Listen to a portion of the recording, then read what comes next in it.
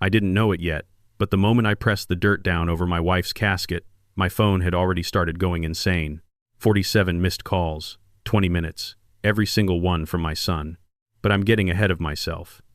Let me tell you how a man who spent 35 years believing in family above everything else ended up burying the love of his life completely alone, while his only child slow danced with his new bride 40 minutes away. My name is Homer Coleman. I'm 67 years old, and I've lived in Austin, Texas long enough to watch this city transform itself 3 times over.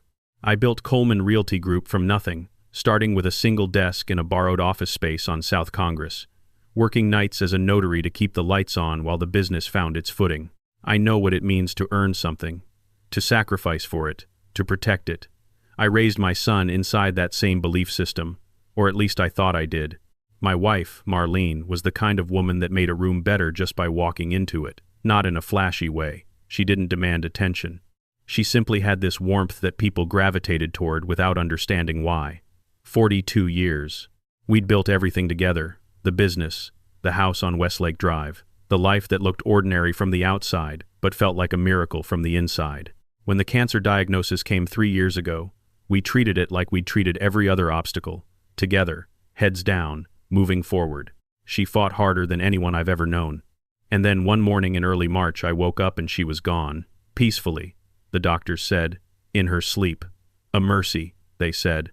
But there is no mercy in rolling over and finding the other half of the bed cold. There is no mercy in realizing the last conversation you had with someone was about whether you needed more orange juice from the grocery store. There is no mercy in 4 decades of shared life becoming, in an instant, just memory. I called Jason first. Of course I did. He's my son. He answered on the 4th ring, and I could hear noise in the background.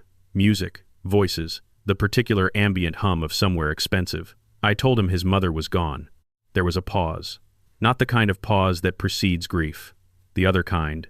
Look, Dad, I'm really sorry. Ashley and I are kind of in the middle of something right now. Can we talk later? He hung up before I could respond. I sat on the edge of my bed for a long time after that. My wife's reading glasses were still on the nightstand, resting on top of the novel she'd been working through, a bookmark at page 237. Her blue cardigan hung over the chair in the corner, still holding the shape of her shoulders. The room smelled like her hand lotion, lavender, and something else, something I'd never been able to name but had loved for 4 decades. I told myself Jason was in shock, that the words hadn't landed properly, that he'd call back within the hour, devastated, asking what he could do, asking how to help. He did not call back within the hour. 3 days passed before I saw him in person. I need you to understand something about the 18 months before Marlene died. I need you to understand what our house had become, because it matters. It matters a great deal. Jason had moved back home 14 months ago, under the premise of saving money before the wedding. This seemed reasonable at the time. We had the space, he was our son, and Marlene, despite how exhausted she was from treatment, wanted him close. She said it once, quietly, that she wanted to smell his coffee in the morning and hear him moving around upstairs. She said it made the house feel full. I agreed. What kind of father wouldn't? Ashley moved in 2 months later without anyone technically asking permission. She simply arrived one Saturday with a collection of designer luggage and a decorator's eye that swept across our home like a blade, cataloging everything that needed to be changed. The furniture, she told Jason loudly enough for us to hear, was very dated. The wallpaper in the hallway was giving her anxiety. The master bedroom, she decided, had the best light in the house.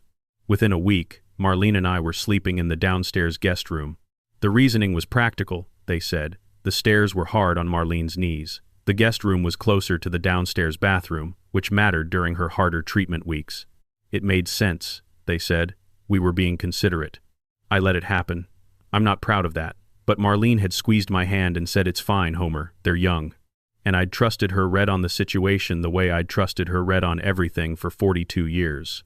I understand now that we were being managed, that the empathy was strategic, that Ashley had looked at our house the same way a developer looks at a vacant lot. When Jason and Ashley came downstairs 3 days after Marlene's death, I was sitting at the kitchen table surrounded by funeral paperwork, florists, cemetery plots, the pastor's phone number, the catering contact for the reception afterward. I hadn't slept. I hadn't eaten much. I was running on coffee, and the particular grim focus that grief sometimes produces. That tunnel vision clarity, where you just need to get to the next task, and the next one, because stopping means feeling it. Ashley walked in wearing white linen, poured herself coffee without looking at me, and said, "Morning, Homer." Jason followed, scrolling his phone, hair damp from the shower. He glanced at the papers spread across the table. "Hey, Dad, you look tired." I looked at him, this man in my kitchen, this stranger wearing my son's face. "I'm arranging your mother's funeral," I said. "Yeah." He nodded, still scrolling. "Listen, we need to talk about dates." I felt something drop in my stomach. "Our wedding is March 29th, Ashley said, her voice carrying that practiced reasonableness that I'd learned to recognize as her most dangerous tone. "We've had the date locked in for 8 months. The venue, the caterers, the photographer. We've already sent invitations to 200 people. Everything is non-refundable." The room tilted. "March 29th, I repeated, is when I'm planning the funeral." Jason finally set down his phone. He had the decency to look uncomfortable at least. "Can't you move it? Maybe earlier in the week, do it on the 27th? Move your mother's funeral. Homer." Ashley set her coffee cup down with a precise little click. "We've thought about this carefully. We understand it's a terrible situation, but she's already gone. She won't know what day it is. And moving the wedding would cost us close to $340,000 in deposits and cancellation fees. What difference does a few days make to anyone? What difference?" I looked at my son. I gave him every possible moment to correct her, to say something, anything, to be the boy I had raised. He shifted his weight and looked at the floor. "You're not coming to your mother's funeral," I said slowly, making sure I had the shape of it exactly right. "It's not that we don't want to. You're not coming. The timing is just really—" "Get out," I said. "Get out of my kitchen." Ashley's composure cracked for just a fraction of a second. "Excuse me? This is our home too, Homer. In fact, once you—" She stopped herself, but we all heard the rest of it hanging in the air. "Once you're gone." That was the moment I truly saw her. Not the curated version she'd been performing for 4 years. The real one underneath it. I saw the impatience, the calculation, the barely concealed hunger. They weren't grieving. They were waiting. I gathered my papers from the table. My hands were steady. I don't know how. "You're right about one thing," I told Jason. "Your mother is gone. She was the only thing holding this family together. Without her, there's nothing left to protect." I walked out of the kitchen and climbed the stairs to the small guest room where my wife and I had spent the last 14 months. I sat on the edge of her side of the bed and held her reading glasses in both hands. And I made a decision, not in anger, not in desperation. In the cold, methodical calm of a man who has spent 35 years making documents say exactly what he needs them to say. I picked up my phone. It was not yet Bay. Home in the morning. I scrolled to the name I needed. Robert Mitchell, estate attorney. 8 years of professional partnership. A man who understood the law the way I understood it, as something precise, powerful, and absolutely unforgiving when applied correctly. I pressed call. "Homer." His voice was careful. "It's 6 in the morning. Is everything all right?" I looked at my wife's cardigan on the chair. At the bookmark, waiting at page 237. "No," I said, "but it's going to be." I didn't sleep that night. Not a single hour.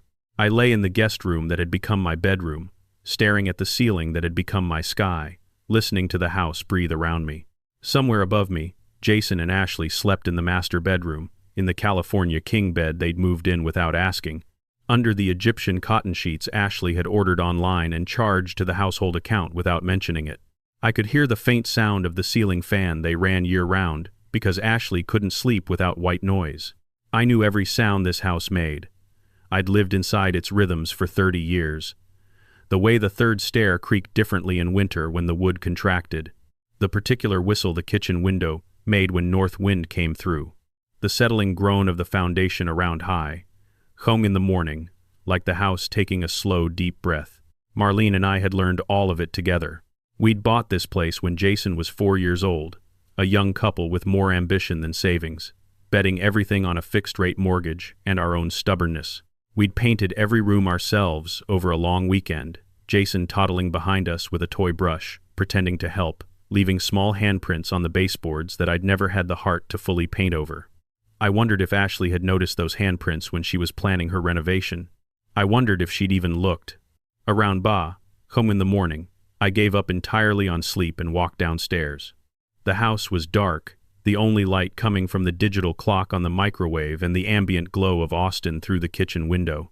I made coffee I didn't need and stood at the sink drinking it, looking out at the backyard where Marlene had kept her garden. 3 raised beds she'd built with my help, tomatoes and herbs and the particular variety of Texas wildflower she'd grown from seed every spring.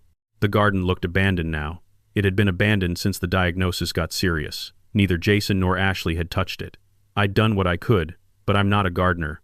I kept the worst of the weeds back, but the beds had a hollow, neglected look that made my chest ache every time I saw them. Marlene would have hated that.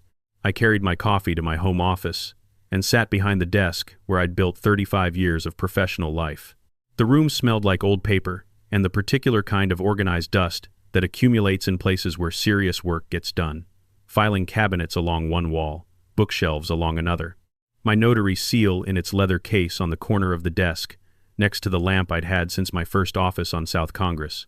I sat in the dark for a while, without turning on the light. Then I started to think. Here's something most people don't understand about the law. They believe it exists primarily to govern what happens after death, that wills and estates are about the dead making decisions that outlive them.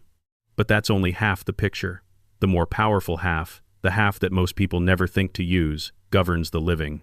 A person in full possession of their faculties, acting of their own free will, can restructure everything they own with a pen and a notary seal. They can transfer property, establish foundations, create irrevocable trusts that no court can dismantle because no court has grounds to challenge a competent adult's legal decisions made in broad daylight. Irrevocable. I turned the word over in my mind. It means exactly what it sounds like. Once done, it cannot be undone.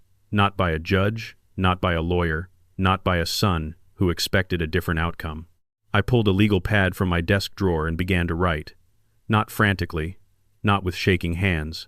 I wrote the way I'd always approached difficult documents, methodically, precisely, building the structure from the foundation up. I listed every asset I owned. The house at Hangin Tamcham by Westlake Drive, assessed at $890,000. Coleman Realty Group, 35 years old, profitable, with a reputation that was worth something beyond the balance sheet. My personal savings, $680,000 in Austin First Bank. The joint account I'd foolishly added Jason to 3 years ago, $45,000 sitting there accessible to him right now, which needed to change immediately. I stared at that last number for a long time. 3 years ago, I'd added Jason to that account because Marlene was starting her first round of treatment and I'd wanted contingency plans. I'd wanted someone who could access funds quickly if something happened to me during a difficult moment. I'd trusted my son with that access the way you trust someone with a spare key to your house. Because they're family. Because of course they wouldn't abuse it. I thought about the conversation I'd overheard 6 months ago. I hadn't planned to overhear it. I'd left the office early to retrieve documents I'd forgotten, and the house was supposed to be empty. Jason and Ashley had mentioned something about touring a wedding venue. But when I stepped into the foyer, I heard voices in the living room, bright and animated, the voices of people who believed they were completely alone. I stood behind the wall and listened. Honestly, the wallpaper alone is worth a demolition, Ashley was saying. The whole downstairs needs to go. Open concept, new kitchen, real hardwood instead of this laminate situation. We could push that wall out and get another 400 square feet. What about his office? Jason asked. Wine cellar. Obviously. The bones are perfect. It just needs someone with actual taste to take over. A pause. The sound of Ashley moving around the room. What about the business? Jason again. We sell Coleman Realty as a going concern. The name has brand recognition. That's worth something. Between the sale price and the house equity, I'm estimating close to $1.2 million liquid. She said it the way a person discusses a stock portfolio. Dispassionately, efficiently. Mom keeps talking about setting up some kind of trust, Jason said. Ashley's voice sharpened. Your mother needs to understand that managing assets from beyond the grave isn't an option she gets. We're not doing a trust situation. We're not having her control things from a hospital bed or a will that ties our hands for 20 years. When it's time, it needs to be clean and direct. I remember the particular quality of the silence that followed. The way I stood in my own foyer with my car keys in my hand, unable to move. Yeah, Jason said finally. You're right. Just like that. You're right. I'd gone back to my car and sat in the driveway for 45 minutes.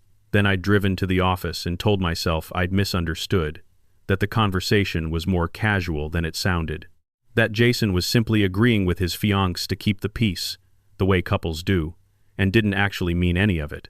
I'd chosen to believe that because the alternative was unbearable. Sitting in my dark office now, in the hollow hours of the morning after my wife's death, I understood that I had wasted 6 months on a comfortable lie. I had protected my son from the consequences of who he was becoming by refusing to see it clearly.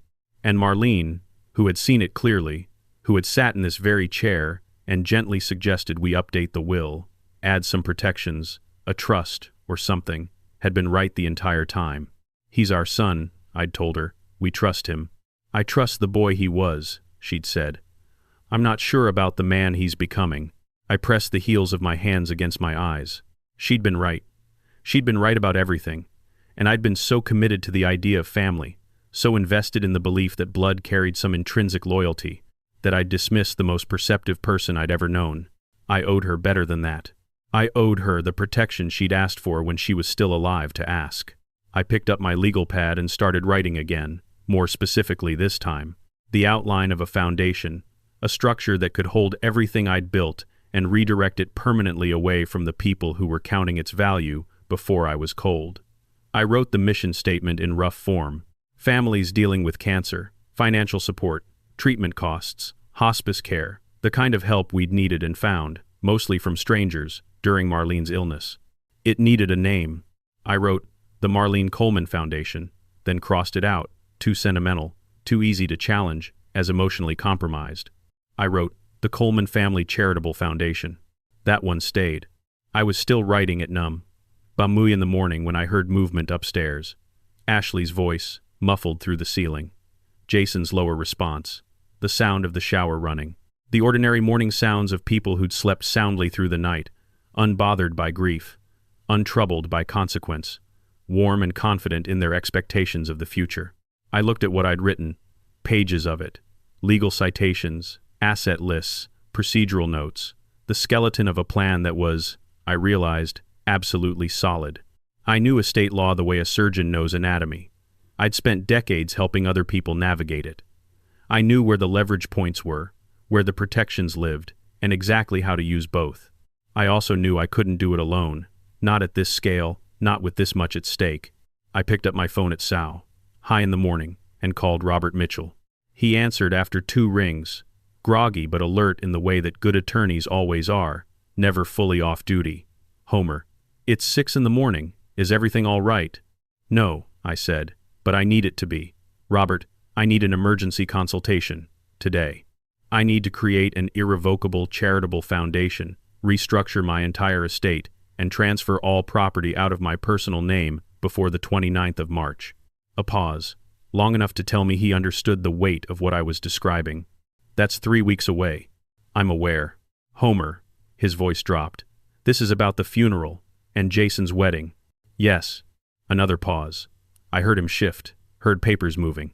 Come to my office at 9. Bring everything, every document related to every asset you own. A beat. And Homer, don't tell Jason you're coming. I hung up and looked at the legal pad in my hands. Pages of careful, precise, legally sound architecture built in a single sleepless night. Outside, Austin was beginning its morning, the sky going from black to deep blue to the particular shade of gold that comes just before sunrise. Upstairs, I heard Ashley's laugh at something, bright and unburdened. I set down my pen and looked at my wife's photograph on the corner of the desk. Her smile, the one that had lit up every room she walked into for 4 decades. I'm sorry I didn't listen sooner, I told her. Then I gathered my files, put on a pot of fresh coffee, and began preparing for the most important meeting of my professional life. One thing I knew for certain, as the sun broke over the Austin skyline and filled my office with gold light. By the time Jason and Ashley walked down those stairs for breakfast, I would already be 3 moves ahead of them, and I would not make the mistake of underestimating my own son twice. Robert Mitchell's office on the 6th floor of the Frost Bank Tower had floor-to-ceiling windows that looked out over downtown Austin like a confession booth for the wealthy. I'd been in that office dozens of times over 8 years, usually for routine matters, deed transfers, business filings. The kind of careful, methodical paperwork that keeps a man's life organized and protected. But I'd never walked in carrying a banker's box and a legal pad filled with the architecture of my own son's financial destruction. Robert was already at his desk when his secretary showed me in, jacket on despite the early hour, reading glasses pushed up on his forehead. He took one look at my face and sent his secretary for coffee without being asked. Then he closed the door, sat down across from me, and said nothing for a moment. Just studied me the way a doctor studies a patient, looking for the specific nature of the damage before deciding how to treat it. "Tell me everything," he said finally. So I did. I told him about the kitchen conversation, about Ashley's voice carrying that blade-smooth reasonableness, as she explained that Marlene wouldn't know what day the funeral was because she was already gone. I told him about Jason's silence, the specific quality of it, the silence of a man who knows something is wrong and has made his peace with it anyway. I told him about the 8 empty chairs I was planning to reserve for family at the funeral service. 8 chairs that would stay empty while my son danced at the Lakeway Resort. Then I told him about the conversation I'd overheard 6 months ago. I watched Robert's expression as I talked. He was careful not to show too much, the professional habit of a man who spent his days inside other people's worst moments. But I saw something shift in his eyes when I got to the part where Jason had said, "You're right," to Ashley's plan to strip the estate clean and sell off everything I'd built. When I finished, he leaned back in his chair and was quiet for a long moment. "Homer," he said carefully, "are you certain about this? Jason is your only son." I'd prepared myself for this question. I'd rehearsed my answer during the drive over, watching Austin wake up through my windshield, feeling the words take shape in my chest before I'd even spoken them. "I had a son," I said. "Now I have an heir who's counting down the days until my funeral. There's a difference." Robert picked up his pen, nodded once. "All right, tell me what you want." I pulled out my legal pad and walked him through it. The Coleman Family Charitable Foundation, established as an irrevocable trust. Me as lifetime trustee, maintaining full control of all assets during my lifetime. Upon my death, everything passing to the foundation's charitable mission, rather than to Jason. A mission focused on supporting families, navigating cancer treatment, the kind of support Marlene and I had needed, the kind that comes too slowly and costs too much and leaves families drowning in paperwork when they should be focused on surviving. Jason would receive $50,000 from my will, enough to start over, not enough to coast. Robert wrote steadily as I talked, his pen moving across his legal pad without pause. When I finished, he set down the pen and read back through his notes. "This is thorough," he said, "and legally sound. A person has absolute right under Texas law to dispose of their property during their lifetime. The foundation structure is airtight if we do it correctly." He looked up. "But Homer, I need you to understand what we're actually building here. This isn't just updating a will. Once these documents are executed and filed, there's no version of events where Jason walks away with the house or the business. You understand that?" "I understand it completely. He'll challenge it. Let him. It'll cost him money he apparently doesn't have, chasing something he won't be able to touch." "Good." Robert almost smiled, just barely. "All right, let's build it properly." He turned to a fresh page. "Foundation first. We need articles of incorporation, bylaws establishing you as sole lifetime trustee, a board structure for after your death, and a mission statement specific enough to satisfy IRS nonprofit requirements, but broad enough to give the foundation flexibility." He looked up. "Have you thought about what you want the foundation to actually do? Specifically?" I had been so focused on the legal architecture that I hadn't fully thought through the mission. It had been a backdrop in my mind, important but secondary to the mechanics of protecting the assets. But sitting across from Robert in the morning light, the answer came to me without effort.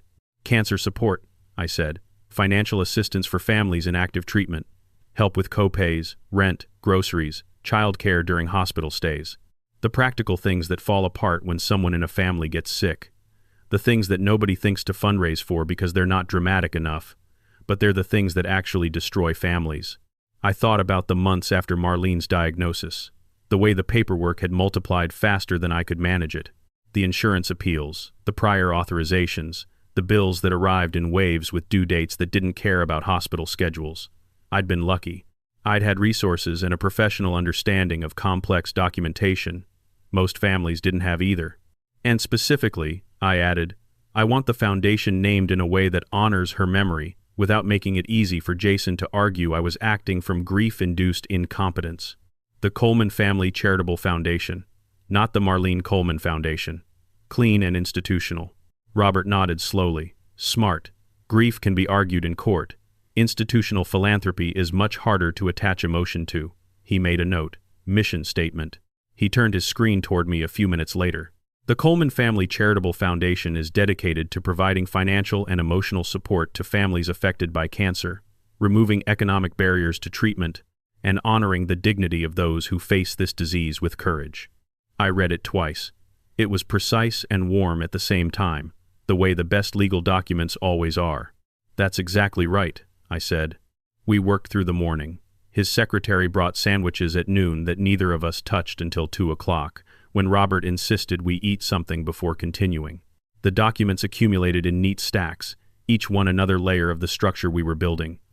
Articles of incorporation, bylaws, board composition, trustee succession plan. I'd thought carefully about the board. I needed people who were credible, respected, and completely disconnected from Jason's sphere of influence. Carol Harris, the funeral director who'd known Marlene for years, and would be a witness to exactly what this family had done to a dying woman, Robert himself. And 3 directors from Austin Cancer Support Services, people whose professional lives were built around exactly the kind of work the foundation would fund. None of them named Coleman. Now, Robert said, late in the afternoon, pushing his glasses up and looking at me with the particular seriousness of someone about to say the most important thing in the conversation, the critical element, timing and secrecy. I waited. Every document must be signed, notarized, and filed before the funeral, not after, before. He held up a finger. Here's why. If Jason discovers what you're doing before everything is complete, he has options. He could petition for an emergency conservatorship, argue you're mentally incompetent due to grief, try to freeze your assets pending psychological evaluation. These arguments would almost certainly fail, but they could delay us long enough to create problems. Another finger. However, if everything is executed, witnessed, and filed before the funeral, before Jason has any idea this is happening, then by the time he gets his lawyers involved, there's nothing left to freeze. The foundation already owns everything. You're simply its trustee. He can't challenge what's already done, I said. He can challenge it, Robert said carefully. He will challenge it, but he'll lose. Challenging a legally executed, properly witnessed, correctly filed, irrevocable trust is enormously expensive and almost never successful when the grantor was demonstrably competent at the time of execution. He leaned forward, which is why witnesses matter enormously. I'll be one, but we need 2 more. People who can testify, if it ever came to that you were clear-minded, acting without coercion, and in complete understanding of what you were doing.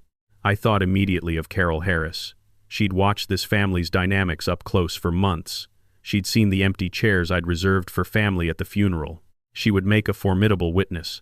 And Virginia Porter at Austin First Bank, who'd managed my accounts for 12 years and could speak to my financial competence with professional authority. I have 2, I said. Good. Robert made a note. Keep them close. We'll need them for the final signing. He paused. One more thing, Homer. The most important thing. Jason can't know. He pointed at me. Not a word. Not a hint. Not a change in behavior that might make him suspicious. As far as he's concerned, you're grieving, compliant, and moving slowly through the process of arranging the funeral. He needs to feel completely secure in his expectations right up until the moment those expectations collapse. I thought about Ashley's text from that morning, which I'd seen during the drive over. Homer, can you pick up champagne for the engagement party Friday? Something expensive. The Stewarts are coming. I'd texted back, of course, and added a champagne emoji. I told Robert this. He stared at me for a moment. Homer, he said slowly, you are going to be absolutely fine. I drove home in the late afternoon. Austin traffic thick around me.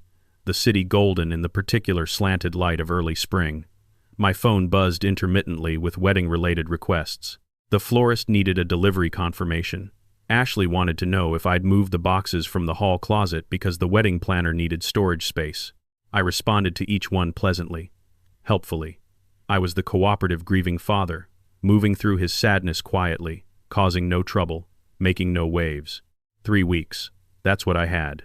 When I pulled into the driveway, I sat in my car for a moment before going inside. Through the front window, I could see the warm light of the living room, where Jason and Ashley were moving around, comfortable and unhurried. Ashley was on her phone, laughing at something. Jason was opening a bottle of wine. They looked, from the outside, like a young couple enjoying a pleasant evening. They had no idea that 6 floors up in the Frostbank Tower, their future had already begun to change shape. I got out of the car and went inside, calling out a neutral greeting as I passed through the living room. Ashley glanced up and reminded me about the champagne for Friday without saying hello or thank you or asking how my day had gone. Jason raised his wine glass in a vague toast that I think was meant to acknowledge my presence. I went to my office and closed the door. At my desk, I looked at my wife's photograph. Then I looked at the notepad where I'd been building the plan since hung in the morning. Then I looked at my hands, steady in my lap, the hands of a man who'd spent decades making documents say exactly what needed to be said. You were right, I told the photograph. About all of it. I opened my desk drawer and pulled out a fresh legal pad. There was work to do. Virginia Porter needed to be contacted. Carol Harris needed to be brought in carefully, without raising Jason's suspicion. The timeline needed to be mapped with military precision, each step locked to the next, no gaps, no margin for error. I had 3 weeks to build something irrevocable, and somewhere above me, my son was pouring his second glass of wine, completely confident in a future that had already, quietly, without any fanfare whatsoever, ceased to exist. I picked up my pen and got to work. What I didn't know yet was that the plan I was building would end up revealing something far more devastating than a missing inheritance. Something that would change the way I understood the last 4 years entirely. Something that Jason himself didn't fully know yet.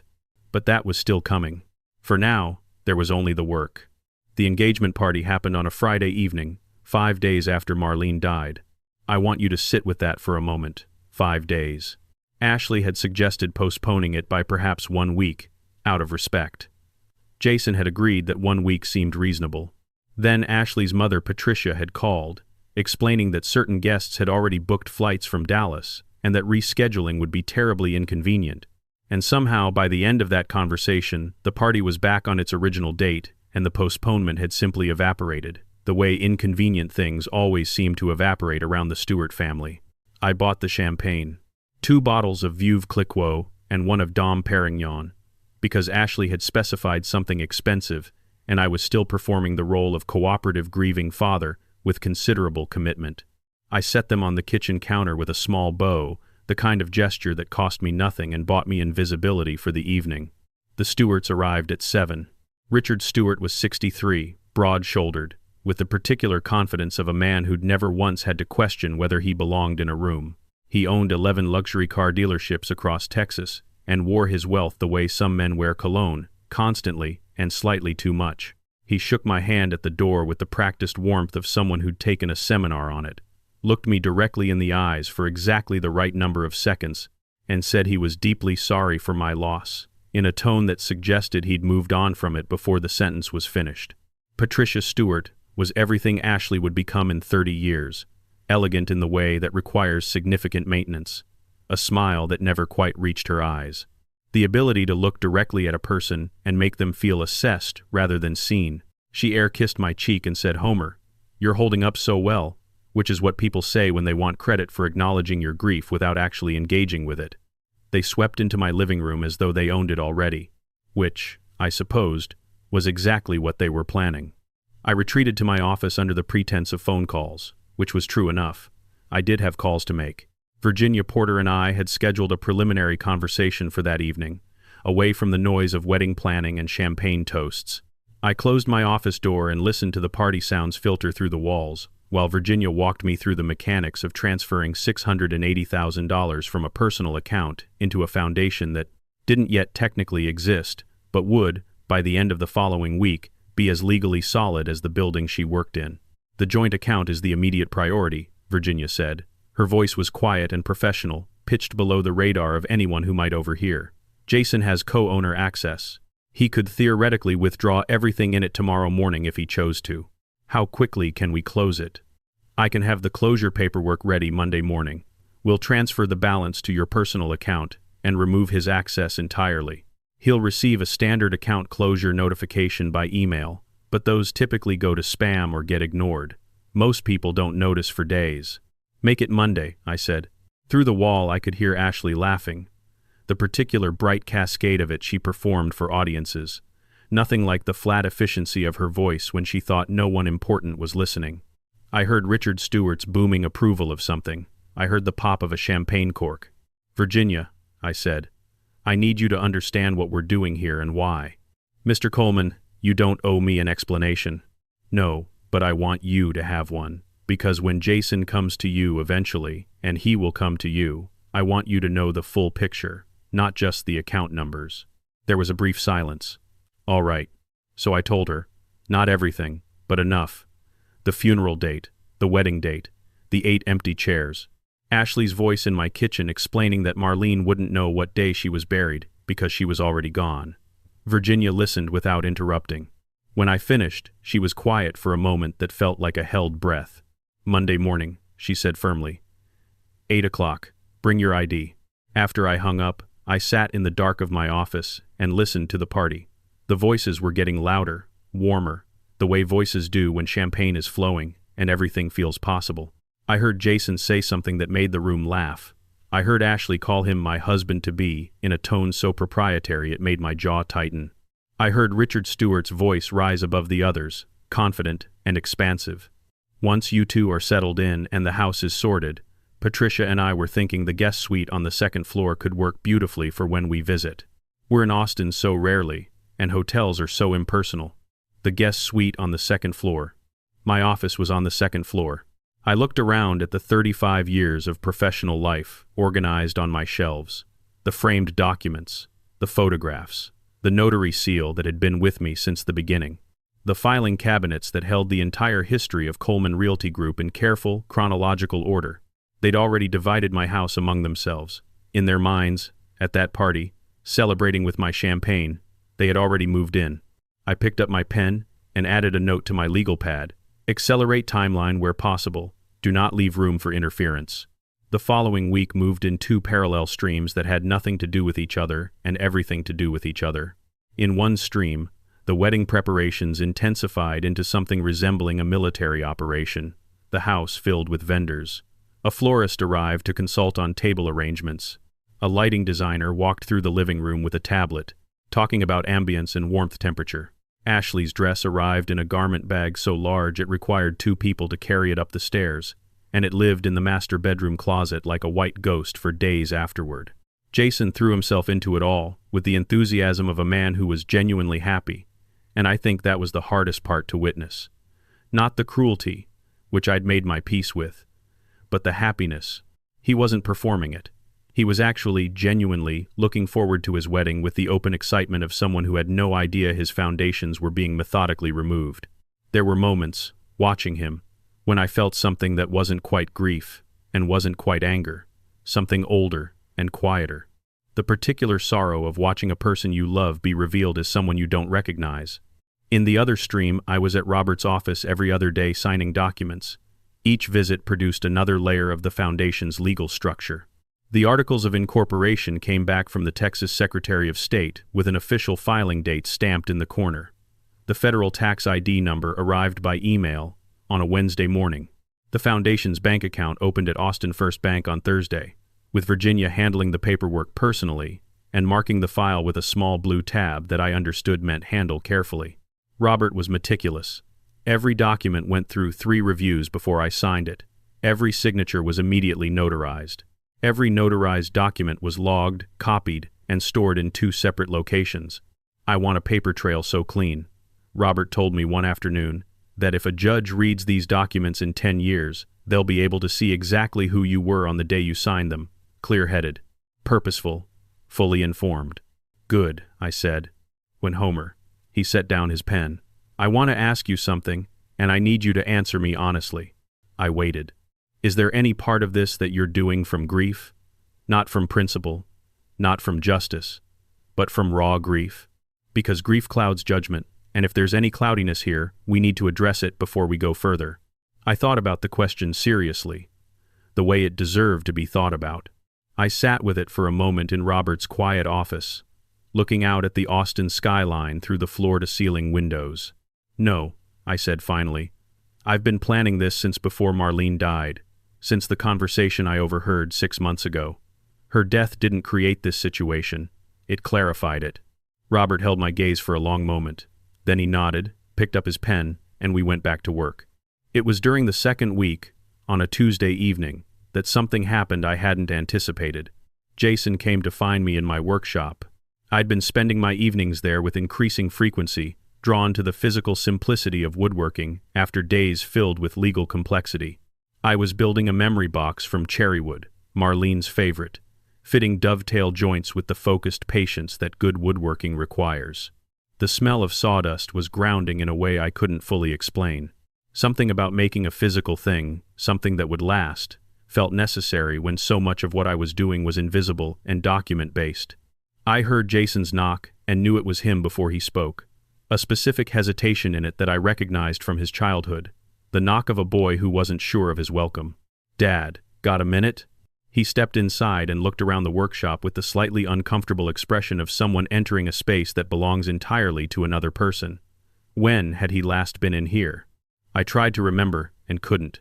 He looked tired, not the bone-deep exhaustion of grief, but the particular tiredness that comes from managing too many moving parts. Wedding stress, probably. Logistics fatigue. "I just wanted to check in," he said. "You've been really quiet." "I'm fine, Jason. Just keeping busy." He nodded, looking at the box taking shape on my workbench. His hands went into his pockets, a gesture I recognized as his thinking posture, unchanged since adolescence. "What are you building?" "A memory box. For your mother's grave." Something moved across his face. It was gone before I could fully read it, but it was there. Not guilt exactly.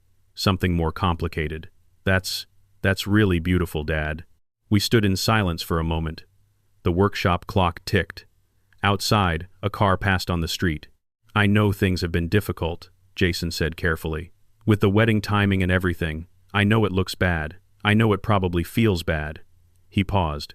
"But after everything settles down, I want us to sit down and talk about the future. Our future. I think we can figure out something that works for everyone. Our future." He meant the house, the business, the inheritance he was still, even now, even standing in my workshop while I built a box for his mother's grave, planning to negotiate his way into. I looked at my son, this man I'd made and raised and loved for 34 years, and I made a deliberate choice about what I showed him. "Sure, Jason," I said calmly. "After the wedding, we'll sit down and talk about the future." His shoulders visibly relaxed. The tension he'd carried into the workshop dissolved. He smiled, a real one, relieved and warm, and for a moment I could see the 7-year-old he'd been. The boy who used to run to the door when I came home from work. "Thanks, Dad," he said. "That means a lot." After he left, I put down my carving tool and sat in the quiet of the workshop. I had just looked my son in the eyes and let him believe something that wasn't true. Not with words, I hadn't lied. But I'd allowed a false impression to stand, and that felt different from everything else I'd done. Everything else had been legal maneuvering, document architecture, the precise application of law to protect what I'd built. This was something more personal. I sat with it for a long time. Then I thought about 8 empty chairs at a funeral service. I thought about Ashley's voice saying she won't know the difference. I thought about Marlene's reading glasses on the nightstand at page 237. I picked up my carving tool and went back to work. The next morning, I drove to Austin First Bank and closed the joint account. Virginia handled it personally, her expression professionally neutral, her efficiency absolute. $45,000 moved from the joint account to my personal account in under 4 minutes. Jason's access vanished simultaneously. He would receive an email notification, probably wouldn't notice it for days, buried under wedding vendor confirmations and rehearsal dinner RSVPs. Walking out of the bank into the bright March morning, I passed a young couple on the sidewalk, maybe late 20s, the woman visibly pregnant, both of them looking stressed, deep in a conversation about something that involved insurance paperwork they were passing back and forth between them. I recognized that particular exhausted bewilderment. I'd seen it in the oncology waiting room more times than I could count. I stopped. "Excuse me," I said. They looked up, startled. "I don't mean to intrude," but I'm establishing a foundation to help families navigating cancer treatment. If you ever find yourself in need of that kind of support, I pulled one of Robert's preliminary foundation cards from my wallet. Please don't hesitate to reach out. The woman took the card and looked at it. Something in her face shifted, some small loosening of the strain around her eyes. Thank you, she said quietly. I nodded and walked to my car. It was the first moment since Marlene died that I felt something that wasn't grief or anger or cold purpose. It was small, barely a flicker, but it was there. I sat behind the wheel and thought about what Robert had asked me, whether any of this was grief rather than principle. The honest answer, I realized, was both. It was grief transformed into something with structure and purpose and legal teeth. It was love converted into consequence. It was 42 years of marriage honored not with flowers on a grave, but with an institution that would outlast everyone in this story, including me. And it was justice, clean, irrevocable, and coming faster than anyone in my house had any idea. 12 days left until the funeral. 12 days until everything changed. What I didn't know yet, what none of us knew, was that the plan was about to get significantly more complicated, because Jason, it turned out, had a secret of his own. One that Ashley had been keeping from him just as carefully as I'd been keeping mine. And when it came out, it would change everything about the story I thought I was living. I found out about Jason's secret on a Wednesday, 10 days before the funeral, entirely by accident. I was in my office around 9 in the evening, reviewing the latest round of foundation documents Robert had sent over for my approval, when my phone buzzed with a text from a number I didn't recognize. The message was brief and strange enough that I read it twice before understanding what I was looking at. Mr. Coleman, my name is Daniel Reeves. I'm a financial compliance officer at Meridian Wealth Partners. I've been trying to reach your son for 3 weeks without success. I'm contacting you as a last resort because what I need to discuss with him is time-sensitive and serious. If you have any way to reach him, please ask him to call me immediately. This concerns a compliance investigation that he needs to be aware of. I sat with that message for a long moment. Meridian Wealth Partners. I knew the name. It was one of Austin's mid-tier wealth management firms, the kind that catered to clients with serious money but not quite enough for the white-glove firms downtown. Jason had mentioned them once, maybe 18 months ago, in a context I hadn't fully tracked at the time. Something about a referral, a client he was managing. I typed back carefully. Mr. Reeves, this is Homer Coleman. Can you tell me more about the nature of the investigation? The response came within 2 minutes. Mr. Coleman, I appreciate you responding. I'm not able to share specific details by text, but I can tell you that it involves a client account and some irregularities we've identified in the management of that account over the past 14 months. Your son is not currently accused of anything. This is an internal review, but his cooperation is essential and his continued absence is becoming a problem. I read it 3 times. Irregularities, client account, 14 months. 14 months ago was almost exactly when Jason had moved back into my house. I typed, I'll make sure he contacts you. What's the best number? He sent a direct line. I saved it, set my phone face down on my desk, and sat very still for a moment. My mind was moving fast, connecting things I hadn't thought to connect before. Jason's financial consulting work, which he'd always described in broad, vague terms. The expensive suits that seemed beyond what his salary should support. The BMW he'd bought, the watches, the weekend trips to Mexico and Colorado that he and Ashley took, with a frequency that suggested a spending level significantly above his stated income. I'd always assumed Ashley's family money filled the gap. Now I wasn't sure. I thought about the $45,000 in our joint account, which I'd closed 3 days ago. He'd had access to that money for 3 years.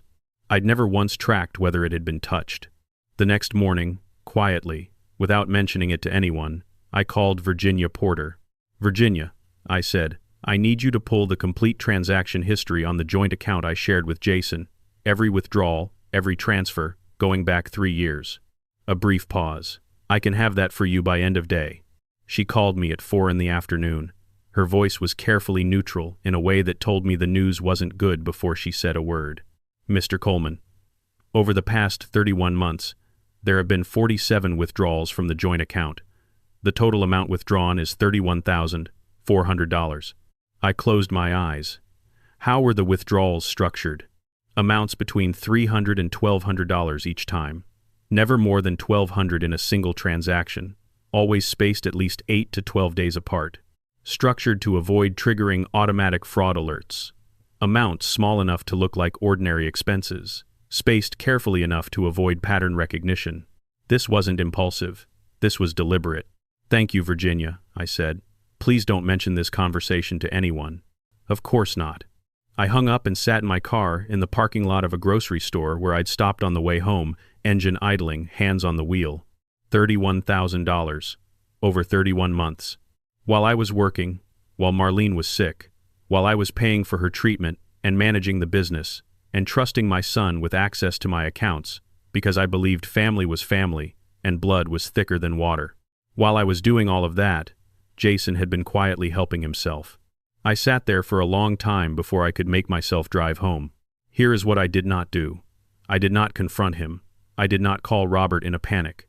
I did not change my expression or my behavior in any way that would signal to Jason or Ashley that anything had shifted. What I did instead was make a note in my legal pad, add Daniel Reeves to my list of calls to make, and file this information in the same cold compartment where I'd been storing everything else since the morning after Marlene died.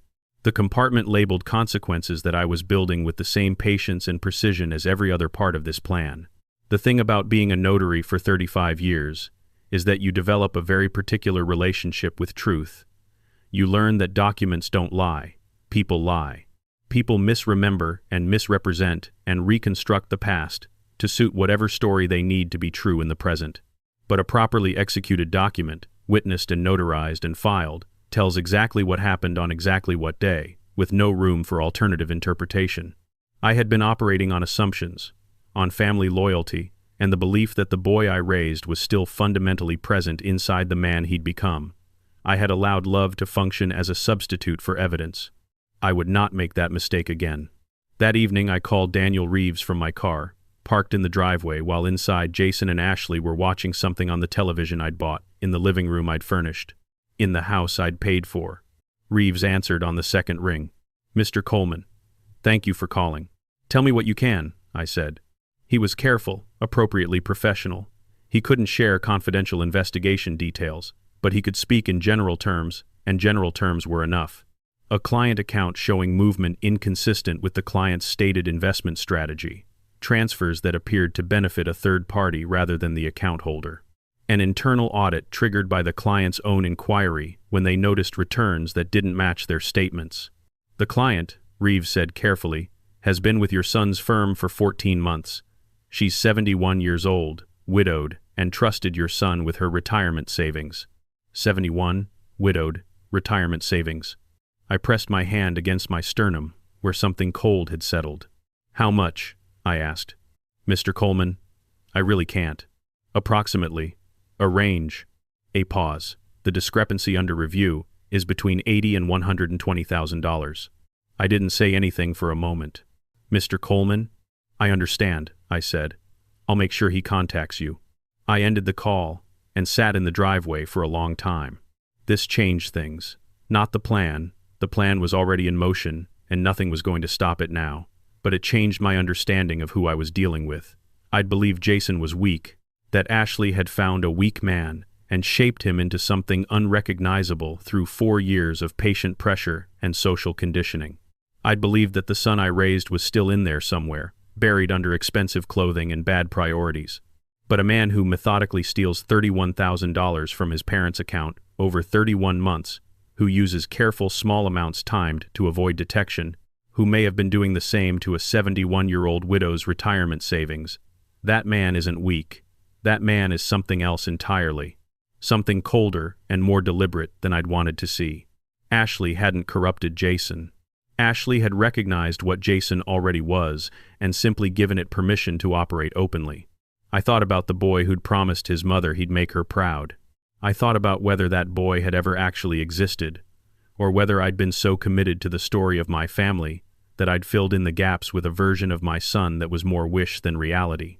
I went inside, made dinner, sat at the kitchen table while Jason and Ashley talked about the rehearsal dinner menu without once looking in my direction. I ate and listened and said nothing, and afterward I went to my office and added everything I'd learned to my legal pad. Then I called Robert. "There's something you should know," I said. something that makes the timeline even more critical. I told him about Reeves, about the compliance investigation, about the $31,000 from the joint account that I'd already confirmed through Virginia. Robert was quiet for a moment. Then, Homer, if a compliance investigation is underway, there's a possibility that Jason's assets could be subject to a civil freeze if the client pursues legal action. Which is why everything needs to be transferred to the foundation before that happens, I said. If there's any suggestion that money from my accounts was involved in whatever Jason's been doing, it won't be, Robert said firmly, because the joint account is already closed, and those funds are in your personal account, and within the week, your personal account will be in the foundation. There's no legal thread connecting your assets to any investigation of Jason's professional conduct. A pause. But Homer, you need to be careful. Don't contact Reeves again.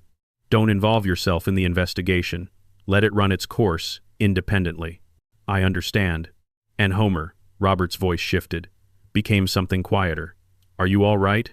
The question surprised me, not because it was unexpected, but because I hadn't been asked it with genuine sincerity since Marlene died. Carol had asked, but in the efficient way of someone managing logistics.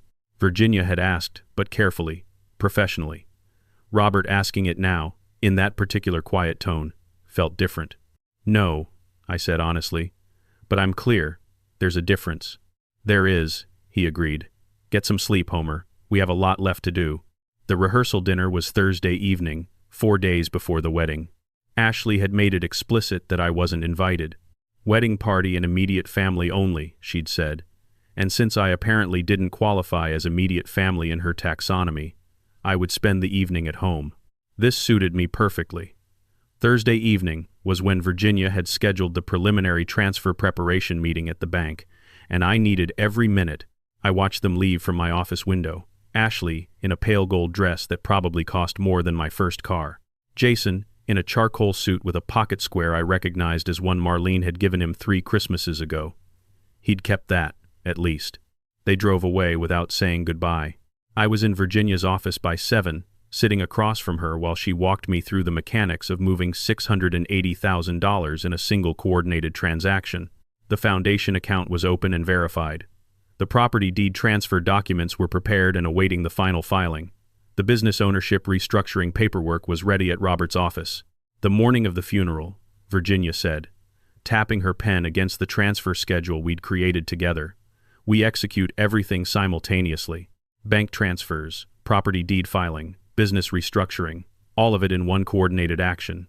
She looked up. The notifications will be batched and delayed until 9 that evening. When the reception will be in full swing, I said. Exactly. Something in Virginia's expression told me she found a certain professional satisfaction in the precision of this. By the time Jason receives notification, everything will be completely and irrevocably done. There will be nothing to freeze, nothing to contest in a meaningful way, and nothing that wasn't entirely within your legal rights to do. I thought about Jason at the rehearsal dinner right now, raising a glass, probably, laughing with the Stewarts, feeling the particular expansive confidence of a man on the eve of a wedding, surrounded by people who were celebrating his future. Virginia, I said, there's something else you should know. I told her about the compliance investigation, about the $31,000 from our joint account, about the elderly widow's retirement savings. Virginia's pen stopped moving. She sat very still for a moment, and I watched her recalibrate everything she thought she knew about this situation. Then she looked at me with an expression that was equal parts professional and deeply human. Mr. Coleman, she said quietly, I want you to know something. In 12 years of working with you, I have never once seen you act in bad faith. Not with clients, not with colleagues, and not with family. She paused. What you're doing is not revenge. I want you to hear that from someone objective. What you're doing is protecting the work of your lifetime from people who would have destroyed it. I hadn't expected that. The directness of it, the unsolicited clarity. Thank you, Virginia, I said. She nodded crisply and went back to the transfer schedule. 4 days left. On Friday morning, I finished the memory box. The cherrywood was smooth and warm under my hands, the dovetail joints exact, the fitted lid moving with the quiet precision of something made to last. I lined the interior with dark green felt and placed Marlene's favorite photograph inside. The two of us on Galveston Beach on our 25th anniversary, laughing at something long forgotten, her head on my shoulder. The Gulf of Mexico blue and enormous behind us. I closed the lid gently and picked up my engraving tool. I carved the words slowly, each letter deliberate. Family is not blood, family is choice. When I finished, I set the box on my workbench and looked at it for a long time. It was the best thing I'd made in years, maybe the best thing I'd ever made. My phone buzzed. Ashley. Homer, we need you out of the house tomorrow by Muriam. Wedding party hair and makeup all morning. Very private. Don't come back until after high. I typed back, no problem. I have an appointment anyway. My appointment was with Robert to sign the penultimate set of documents, the ones that would sit in his office, fully executed and notarized, ready to be filed the moment the funeral service ended. Saturday evening, Jason came home from the bachelor party looking loose and cheerful in a way that reminded me painfully of the young man he'd been before Ashley, before the money calculations, before whatever had gone wrong in the architecture of his character. He stopped in the hallway outside my office, surprising me. Usually he moved through the house with the comfortable invisibility of someone who considered it already theirs. "Hey, Dad," he said. "You doing okay?" "Fine," I said. "How was the party?" "Good. Yeah, good." He leaned against the doorframe in a way that meant he wasn't quite ready to leave yet. "I've been thinking about Mom a lot lately." I waited. I keep remembering this thing she used to do when I was a kid. When I'd had a bad day at school, she'd make hot chocolate and sit at the kitchen table with me and I don't know, just be there. She never tried to fix it. She'd just sit there until I felt better. He paused. "I don't think I've thought about that in years. Isn't that weird? You go so long without thinking about something and then it just comes back." The hallway was quiet between us. "She was good at that," I said carefully. "Being present." "Yeah." He looked at his shoes. "I know the timing of everything was really bad, Dad. With the wedding and the funeral on the same day, I know how it looks." He stopped, started again. "I think about what she would say if she could see how everything went." I thought about what Marlene would say too. I'd been thinking about it for weeks. The honest answer was that I wasn't sure. She was more forgiving than me by nature, more patient, more inclined to believe in the possibility of people changing. She might have argued for a different approach. But she was also the woman who'd sat in my office and said quietly, "I trust the boy he was. I'm not sure about the man he's becoming." And she'd been right. She'd seen it before I had. "Get some rest, Jason," I said. "Tomorrow's your wedding day." He looked at me for a moment. Something moved through his expression, something I couldn't fully read. Then he nodded, pushed off the doorframe, and went upstairs. I turned back to my desk. 3 days. And I didn't know yet what would happen when Ashley's mask finally cracked completely. I didn't know yet that the worst revelation of this entire story wouldn't come from Jason, or from me, but from Ashley herself, standing in my driveway in her wedding dress, finally saying out loud the thing she'd been thinking all along. Some truths only come out when everything else falls apart. I would find out soon enough. The morning of the funeral arrived the way significant mornings always do, quietly, without announcement. The world outside my window, looking exactly the same as it had the day before, while everything inside it had permanently changed. I woke at 5 without an alarm. The house was silent in that particular way that tells you you're the only one in it. Jason and Ashley had moved to the Lakeway Resort the previous evening, pulling their designer luggage across my hardwood floors for the last time, loading their car, with the unhurried confidence of people who expected to return in a week and find everything exactly as they'd left it, waiting, patient, theirs. I'd watched them go from my office window without moving. After their taillights disappeared around the corner, I'd walked through the house slowly, room by room, in a way I hadn't done in months. The master bedroom they'd taken over, Ashley's perfume still faintly in the air, a forgotten tube of expensive hand cream on the nightstand. The living room rearranged subtly over 14 months into something that reflected her taste rather than ours. Throw pillows in colors Marlene would never have chosen.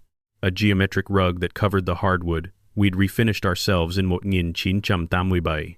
The kitchen where I'd spent 3 decades cooking Sunday dinners, and where my wife had died, metaphorically speaking, in small increments every time Ashley walked through it like she owned it. I stood in each room and looked at it carefully. Then I went to my workshop and sat with the memory box until nearly midnight. Now, at 5 in the morning on the day I would bury my wife, I dressed with the same deliberate care I brought to everything these days. The dark suit. The tie Marlene had given me for our 40th anniversary. Deep burgundy with a subtle pattern she'd chosen herself. Standing in a shop on South Congress while I waited outside. and then presenting it that evening over dinner at the restaurant where we'd had our first date 30 years earlier. The cufflinks that had belonged to my father, passed to me at his funeral 30 years ago, with a handshake and no words, because my father's generation expressed things through objects rather than language. I looked at myself in the mirror for a long moment. I looked older than I remembered. The sleepless weeks had settled into my face in ways that would probably be permanent, but I also looked, and this surprised me, settled. The particular quality of a man who has made his decisions and is prepared to live inside them. I drove to Harris Memorial Services in the pre-dawn dark, arriving at 6:30, an hour and a half before anyone expected me. Carol was already there, as I'd known she would be. She was that kind of person, the kind who arrived early to make sure everything was right, because she understood that these moments mattered in ways that couldn't be recovered if something went wrong. She met me at the door with coffee and said nothing for a moment. Just handed me the cup and stood beside me while I looked at the chapel. White roses and lilies, exactly as I'd requested. The arrangement was generous and beautiful, the kind of flowers Marlene would have called too much while secretly being pleased. The program, printed on cream card stock, with her photograph on the cover. The one from our 25th anniversary, the same photograph I'd placed in the memory box. Her laughing, head thrown back slightly, eyes bright. She looked so alive in that photograph. That was the cruelty of photographs. They preserved a specific moment of aliveness with such fidelity that you could almost convince yourself the person was simply somewhere else, just out of frame, about to step back into view. "It's beautiful, Carol," I said. She deserved beautiful. We stood together in the quiet chapel for a while. The Austin morning was brightening outside the high windows, filling the space with the particular golden light of early spring. Somewhere across the city, at the Lakeway Resort, Jason and Ashley were presumably still sleeping. The wedding wasn't until noon. They had hours yet. Robert arrived at 8:30, briefcase in hand, expression composed and professional in the way I'd come to rely on over the past 3 weeks. He set up in Carol's small conference room at the back of the funeral home, spreading the documents across the table with the practiced efficiency of someone who'd done this many times and understood the importance of getting it right. Virginia arrived 10 minutes later, dressed soberly, her professional demeanor intact. She nodded to me and took her place at the conference table without unnecessary conversation. I appreciated that about her. She understood that this morning held two things simultaneously, grief and justice, and that both deserved respect. The service began at 10, 8 people in the pews, plus myself in the front row, Carol's staff positioned discreetly at the back. Marlene's friends from the cancer support group, elderly couples who had sat with us in hospital waiting rooms and brought casseroles during the hard months and called just to check in when the world was moving too fast. People who had shown up consistently and quietly for 3 years without being asked twice. Behind me, 8 empty chairs. I had reserved them deliberately. I'd told Carol to leave them empty, labeled with small cards, reserved for family. I wanted them there. I wanted the absence to have a physical shape that everyone in the room could see. The pastor spoke about Marlene with genuine warmth. He'd known her through the church where she'd volunteered in the library for 12 years, helping run the children's reading program every Saturday morning.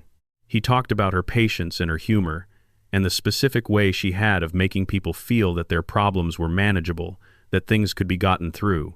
I sat in the front row and let his words wash over me. Somewhere in the middle of the eulogy, my phone vibrated in my pocket. I didn't look at it. I knew what it was. Jason, probably, sending some version of a thinking of you text from the resort. The kind of gesture that costs nothing and means nothing, and is designed to allow the sender to feel they've discharged an obligation. I let it go to voicemail and turned my attention back to the pastor. He was talking about the kind of love that shows up, not the dramatic, cinematic love of grand gestures and declarations, but the daily love, the love that gets up in the middle of the night when someone is sick, the love that drives to appointments and sits in waiting rooms and learns the names of nurses and asks good questions to doctors and then comes home and makes dinner and pretends to be less frightened than it is because the person it loves needs to see steadiness rather than fear. I gripped the arms of my chair. That was us. That was 42 years of us. The showing up, the getting through, the daily unglamorous love that most people never see because it doesn't photograph well. Jason had been in this house for 14 months during the hardest of those years. He had been 20 feet away from that love, sleeping in its bed, eating in its kitchen, breathing its air, and he had not seen it. or he'd seen it and decided it wasn't the kind of thing worth interrupting his plans for. When the service ended, I carried the memory box myself to the cemetery, set it at the base of Marlene's headstone with both hands, slowly, with the deliberateness of something final. The carved words faced outward. Family is not blood, family is choice. The small group gathered around the grave in the spring morning, and one by one they said their goodbyes. Margaret, who'd been Marlene's closest friend for 20 years, held my hand for a long moment without speaking. Dr. Patricia Wong, who'd treated Marlene and would later become a foundation board member, stood with her head bowed and her eyes closed. Michael Rivera placed a single white rose on the casket and stepped back. I was the last one. I stood at the edge of my wife's grave for a private moment, after the others had moved back to give me space, and I looked at the cherrywood box and the carved words and the photograph inside that no one could see but that I knew was there. I kept my promise, I told her. The foundation is real, the documents are ready, the families that need help will be helped. I paused. I wish you could have seen it. The breeze moved through the cemetery trees, and I let myself believe for a moment that it was an answer. Then I walked back to the funeral home. The signing took 40 minutes. Robert had arranged everything with clockwork precision, documents in exact order, each one indexed and tabbed. I sat at the conference table with Carol on my left and Virginia on my right, Robert directly across. His notary materials arranged with the particular neatness of someone who took the solemnity of this moment seriously. Before we begin, Robert said, looking at me steadily, I'm going to ask you one final time. Homer Coleman, do you understand the nature and content of the documents you're about to sign? I do. Do you understand that once executed and filed, these transfers are irrevocable and cannot be undone by any subsequent legal challenge, absent evidence of fraud or incompetence? I understand. Are you signing of your own free will, without coercion, under no duress, and in full possession of your mental faculties? I am. He nodded. Then let's begin. I signed the final will first. 12 pages. My signature on each one, Robert's seal pressed into each page with that satisfying mechanical click. $50,000 to Jason Coleman. The remainder of my estate, in its entirety, to the Coleman Family Charitable Foundation. Then, the deed transfer. The quitclaim deed that moved Hangin Tamcham Bonmui by Westlake Drive from Homer J. Coleman to the Coleman Family Charitable Foundation, permanently and irrevocably, subject only to my lifetime right of residence as trustee.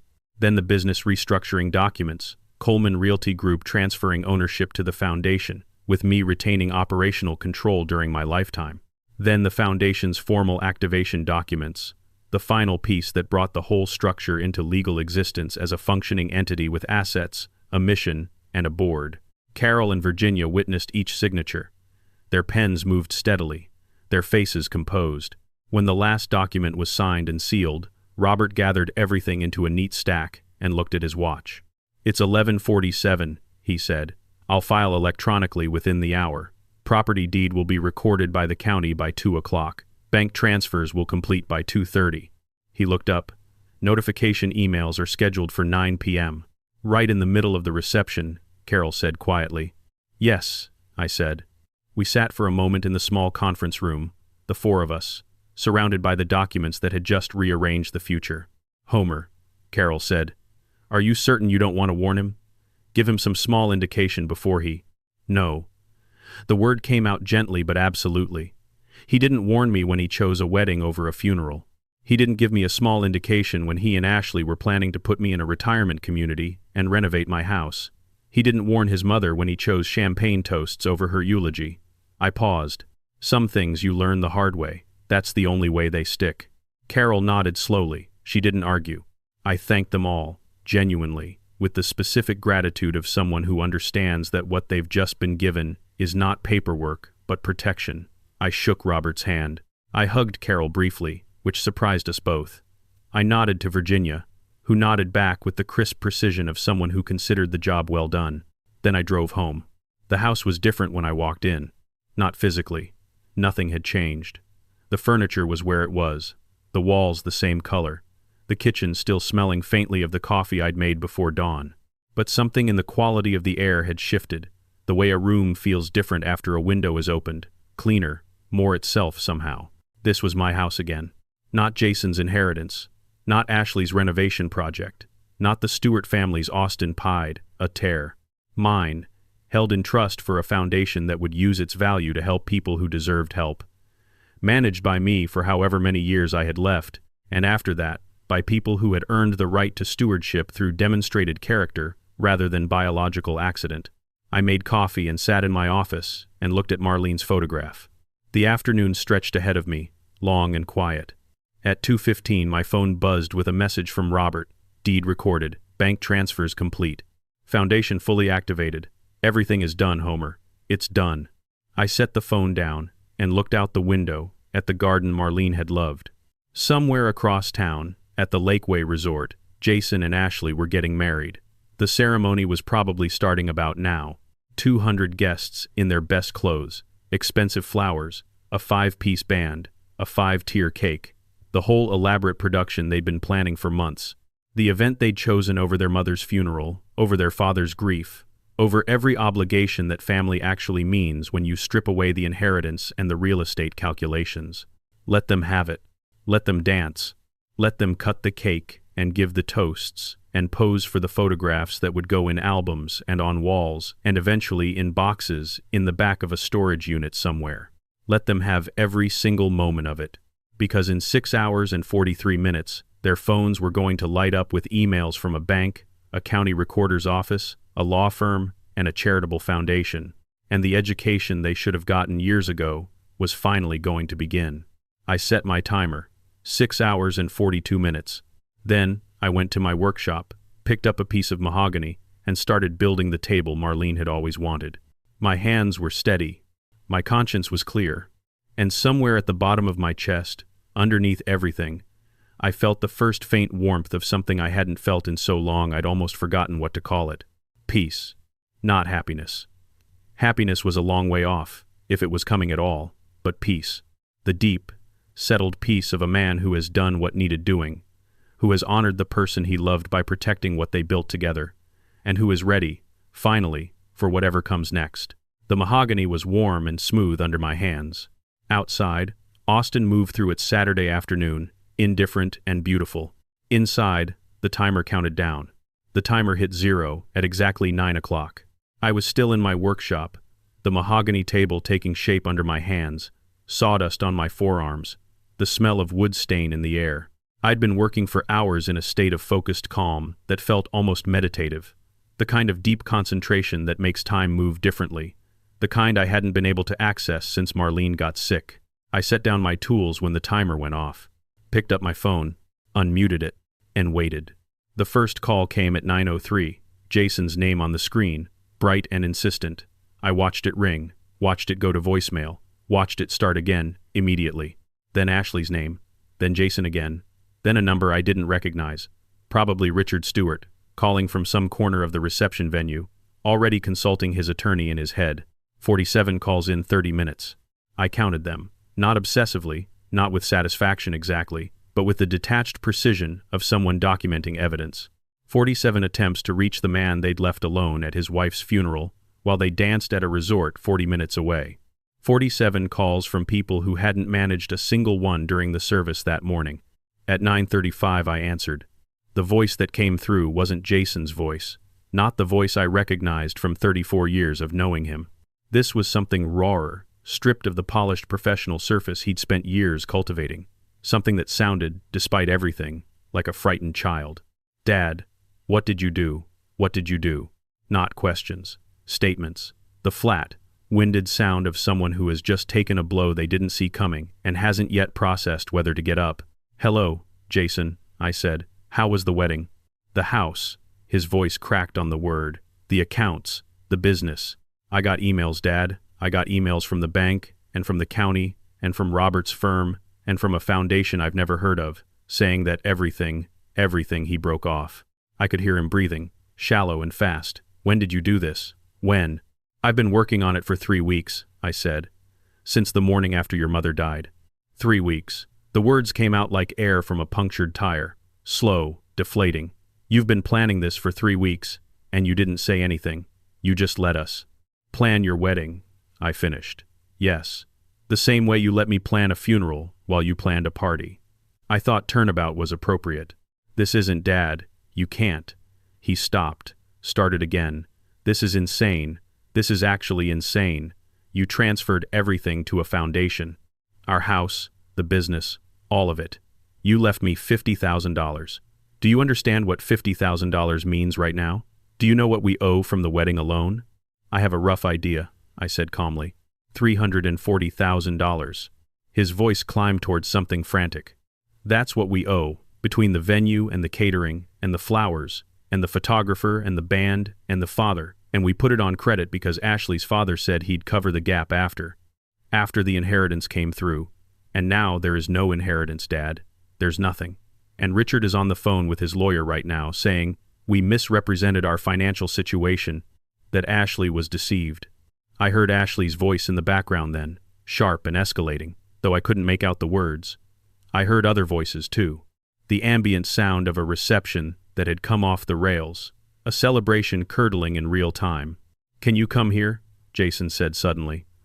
Please, just come here and we can talk. We can figure something out. Please, Dad. I buried your mother this morning, I said, alone. While you cut a wedding cake, I'm not coming to the Lakeway Resort. Then I'll come there. We'll come tonight, right now. Just please don't let this be the final answer. There has to be something we can. Jason, I kept my voice level, not cruel, just clear, the way a good document is clear, no ambiguity, no room for alternative interpretation. The foundation documents were signed, witnessed, notarized, and filed this morning. Robert filed them electronically before noon. The county recorded the deed transfer at 2 o'clock. The bank transfers completed at 2:30. Everything is done. There are no loopholes.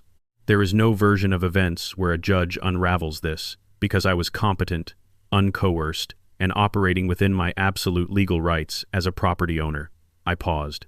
You could spend every penny of that $50,000 on lawyers, and they will all tell you the same thing. The silence that followed was so complete, I could hear the band still playing somewhere in the background of wherever Jason was standing. A slow song, something romantic and expensive. Why? His voice had changed again.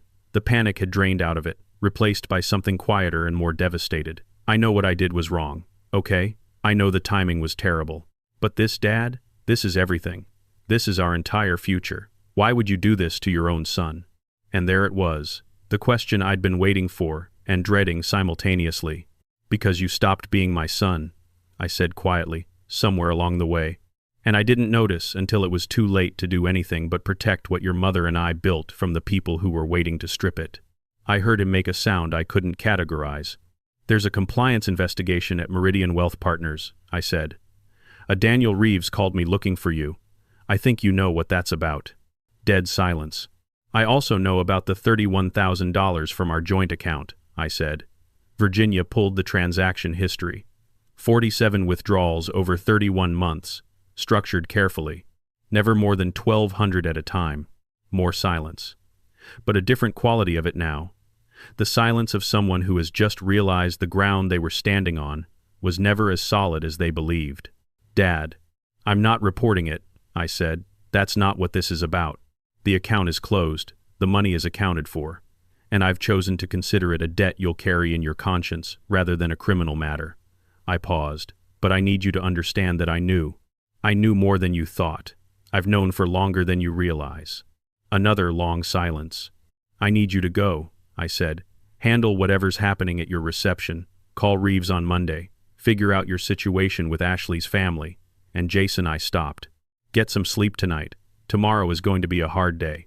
I hung up, turned the phone face down on my workbench, and sat in the quiet, sawdust-smelling dark of my workshop for a very long time. They arrived at 8:15 the next morning. I saw the car from my kitchen window while I was making coffee. Jason's BMW pulling into the driveway with the particular abruptness of someone who's been up all night and is running on adrenaline and desperation. He was still wearing the wedding suit. No jacket now, shirt untucked, the pocket square Marlene had given him hanging loose. Ashley was in the passenger seat, her white wedding dress replaced with whatever she'd grabbed in the dark, a silk blouse and jeans that somehow still managed to look expensive. She'd been crying. Even from the window I could see it, the redness around her eyes, the makeup gone, the careful architecture of her face stripped back to something rawer and younger than I'd ever seen it. I opened the front door before they knocked. Jason looked at me for a long moment without speaking. He looked like someone who had aged 5 years overnight. The boyish quality that had survived even through the worst of these past months was gone. Whatever had happened at the reception after my phone call had finished what the months of moral drift had started. "I'm not here to ask for anything," he said. His voice was steady in the way that voices are when steadiness is the result of effort rather than ease. "I just needed you to know that I understand now. What I did, what we did." Ashley stood slightly behind him, arms crossed over her stomach. She wasn't performing. That was the first thing I noticed. The practiced social ease she'd carried like a uniform for 4 years was completely absent. She just looked like a person, tired and frightened, and smaller than I'd ever seen her. "Come in," I said. This surprised them both. Jason blinked. Ashley unfolded her arms. I stepped back and held the door open, and after a moment they came inside. We sat in the living room, the room Ashley had mentally redecorated a dozen times. I sat in my chair, the one that had been mine for 20 years. They sat on the sofa across from me, close together in the unconscious way of people who are frightened and have only each other. Nobody spoke for a moment. "The reception ended at midnight," Jason said finally. "After your call, Richard pulled Ashley aside and apparently told her that his offer to cover the wedding costs was contingent on the inheritance coming through. When she told him it wasn't coming, he withdrew the offer." He paused. "All of it, the whole amount." "How much?" "We owe approximately $312,000 across 11 different vendors. Plus, Richard is now claiming that the wedding was conducted under false pretenses regarding our financial situation, which his lawyer apparently believes gives him grounds to pursue Ashley for the cost of the gifts they gave us." He laughed, a short, hollow sound. $32,000 in gifts from her parents that they now want back. I looked at Ashley. "What do you have to say?" She met my eyes, and it was the first time in 4 years that I felt she was actually looking at me rather than at what I represented. "I owe you an apology," she said. "A real one. Not the kind designed to get something back." I waited. "I came into this family, and I treated you like an obstacle," she said. Her voice was steady, but her hands, folded in her lap, were white at the knuckles. "I treated your wife like an inconvenience. I moved into your house, and I looked at everything you'd built, and I calculated its value like it was inventory rather than someone's life." She stopped, swallowed. "I told Jason things about you that weren't fair, that you were old and out of touch and that you'd just go along with whatever we decided because you wouldn't have the energy to fight it." Another pause. "I was wrong about that." "Yes," I said simply. "You were." "I'm not asking you to forgive me," she said. "I don't think that's reasonable right now. But I wanted you to know that I understand what I did, and I'm sorry." I looked at her for a long moment. This woman who had walked into my house 4 years ago, with a decorator's eye and a financial strategy dressed up as love, who had methodically repositioned my wife and me as inconveniences in our own home, who had said she won't know the difference about a woman whose funeral she was skipping. "I believe you mean that," I said finally. "Today, in this moment." I paused. "Whether it lasts is something only time will tell." She nodded. Something in her shoulders dropped, like she'd been bracing for something sharper and had been surprised by nuance instead. Then Jason leaned forward, elbows on his knees, hands clasped.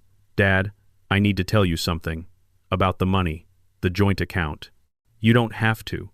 "I do." He looked at me directly. "It started small. 2 years ago, Ashley and I had a cash flow problem, some expenses that came up, and I told myself it was temporary, that I'd pay it back, that you'd never notice because you had plenty and it was just a short-term thing." He stopped. "But it wasn't short-term. And I kept telling myself the same thing, that I'd fix it, that it was fine, that when the inheritance came through everything would balance out and you'd never need to know." He pressed his hands against his face for a moment. "I told myself a lot of things that weren't true." "Yes," I said, "you did." "The Meridian situation is more complicated," he said, his voice dropping. "I didn't steal from that client. I want you to know that. But I made investment decisions that benefited my commission structure more than her portfolio, and I knew it. And I did it anyway because I needed the money, and I told myself she'd never notice the difference." He stopped on the last word, and I could see from his face that he'd heard it, the echo of Ashley's voice in my kitchen, saying she won't know the difference about his mother's funeral. I've been telling myself that a lot, that people wouldn't notice, that it didn't matter because it was just a little thing. Every large wrong is made of small ones, I said. That's how they work. Nobody wakes up one morning and decides to become someone unrecognizable. It happens in increments, each one small enough to rationalize. He looked at me. Is that what happened to me? I think so. Can it be undone? I thought about the question seriously, not the legal answer, which was complicated, the human one. I don't know, I said honestly. I think character can be rebuilt. I've seen it happen, but it requires something most people find almost impossible. What? Sitting with the consequences instead of escaping them. I looked at him steadily, not hiring Marcus Thompson to chase loopholes, not blaming Ashley for decisions you made, not finding a way to frame this as something that happened to you rather than something you chose. I paused, sitting with it, all of it, and building something different on the other side. The room was very quiet. Ashley spoke unexpectedly. The foundation, she said softly. The cancer families. Where did that come from? Your mother-in-law, I said, or what she deserved. The support she got came from strangers mostly. Friends who showed up, volunteers who sat with us in waiting rooms, not family. I held Ashley's eyes. Family was busy. She looked down at her hands. I'm moving to Houston, Jason said quietly. I've already looked into it. An insurance firm there is hiring for claims assessment. $42,000 a year, which is significantly less than I was making, but it's legitimate and it's a start. He paused. I'm going to contact Reeves on Monday and cooperate fully with the investigation, and I'm going to reach out to the Meridian client and offer whatever restitution I can manage. I studied him. Why are you telling me this? Because you're still my father, he said. And because even if you never speak to me again, I want you to know that I heard you. That I understand what I did to you, and to Mom, and to the people I was supposed to take care of. He stopped. And because she'd want you to know. The last sentence moved through me like something physical. He was right. Marlene would want me to know. She would want documentation that her son had, in the wreckage of everything, found something that looked like a conscience. I didn't say anything for a long moment. Then I stood, slowly, and went to the kitchen and poured 3 cups of coffee. I brought them back to the living room and set one in front of Jason and one in front of Ashley. It wasn't forgiveness. I want to be clear about that. Forgiveness is a different thing entirely, a longer process, one that can't be hurried or manufactured. What I gave them that morning was something smaller and more specific, an acknowledgement that I'd heard them, that the accounting wasn't closed, that doors are different from walls, and I wasn't ready to confuse the two just yet. We sat in the living room of the house that now belonged to a charitable foundation and drank coffee in something that wasn't quite silence and wasn't quite conversation. Outside, Austin moved through a Sunday morning, church bells somewhere in the distance, a neighbor's lawnmower starting up, the ordinary, beautiful, unremarkable machinery of life continuing. When they left an hour later, Jason stopped at the door. The memory box, he said. The one you put at her grave, with the engraving. Yes. Family is not blood. Family is choice. He recited it quietly. Did she ever say that? Is that something she said? No, I said. That's something she taught me. Without words. He nodded. His jaw worked for a moment. Then he walked to his car without looking back. I stood in the doorway and watched them drive away. The BMW disappeared around the corner for the second time in 2 days, and I noticed with a distant clinical clarity that I felt differently watching it go this time. Less like a man watching an enemy retreat, more like a man watching a consequence play out exactly as it needed to. I went back inside. Called Robert. They came, I said when he answered. How was it? Hard, I said, and necessary. I paused. He's cooperating with Reeves, moving to Houston, trying to make restitution to the Meridian client. A silence. Homer, that's significant. I know. Does it change anything for you? About the foundation? I thought about it carefully. About the 8 empty chairs. About page 237 of a novel that would never be finished. About a garden that had gone untended, while the person who loved it was dying. No, I said. The foundation stands. The consequences stand. But I stopped. Maybe the story isn't finished yet. I'm not sure. That's very human of you, Robert said quietly. Don't tell anyone, I said. It'll ruin my reputation. He laughed. A real one. After I hung up, I went to my workshop and looked at the table I'd been building. The mahogany was coming together beautifully. The joints were precise, the lines clean, the wood warm and rich in the morning light. Marlene had wanted this table for years. I'd always said I'd get to it, and then I hadn't, and then she got sick, and then I still hadn't, and now I was building it for a house she would never sit in again. I picked up my tools. Some things you build because they're useful. Some things you build because the building itself is the point. I ran my hand along the smooth mahogany surface and felt the grain under my palm, the particular aliveness of good wood, and I understood something I hadn't fully understood before this moment. Grief doesn't end. Justice doesn't replace it. Consequences don't fill the space that a person leaves. You don't get better so much as you get larger, expanded by what you've lost until there's room to carry it without being crushed by it. I was still carrying it. I would be for a long time. But I was still standing. And tomorrow, the Foundation's first grant checks were going out to 3 families who needed them. And that, I decided, was enough for today. 2 months passed. Austin moved through spring the way it always does, recklessly, explosively, the whole city erupting in wildflowers and warm evenings, and the particular golden light that makes you understand why people stay here despite the summers. Marlene had loved this season above all others. She used to say that Texas in April was God showing off. I thought about that every morning when I opened the back door and looked at the garden. I'd started working on it again, slowly, without any particular plan, just clearing the worst of the neglect first, pulling the weeds that had taken over the raised beds, cutting back the overgrowth, turning the soil that had gone hard and dense over 14 months of abandonment. It was harder physical work than I'd expected for a 67-year-old man with a bad knee and a tendency toward stubbornness. I did it anyway. An hour each morning before the day's foundation business began. The tomato seeds I found in Marlene's garden drawer, labeled in her handwriting, the particular looping cursive she'd had since high school, Cherokee Purple, Mortgage Lifter, Sun Gold Cherry, seed packets she'd bought last spring and never gotten to plant.